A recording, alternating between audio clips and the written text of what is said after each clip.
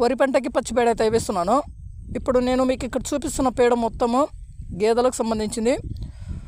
ఇంకొక విషయము, హెచ్ఎఫ్ అలాగే జెర్సీ ఆవులకు సంబంధించిన పేడ కూడా ఇలాగే ఉంటుంది.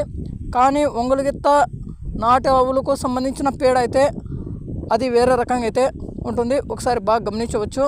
చూడండి, ఈ కాలువలో నీళ్ళు మూత్రము అలాగే కాస్త కడిగినటువంటి నీళ్ళు ఇందులో అయితే వస్తాయి. దీనికైతే వేయను. దగ్గరలో ఉన్నటువంటి ఈ 2 కాయలకైతే వేయను. కాలువల ద్వారా అయితే ఎప్పుడైతే నీళ్ళు పెట్టేటప్పుడు దానికైతే తిప్పుతుంటాను. మీకు ఇక్కడ చూపిస్తాను చూడండి. డ్రమ్లో మొత్తము 8 పెద్ద డబ్బులు అయితే పడుతున్నాయి. 2 బిందెలకు సంబంధించి 2 బిందెలు అయితే నీళ్ళు అయితే వేశాను. చూడండి, 2 లేదంటే 3 బిందెలు అయితే వేశాను అనుకోండి.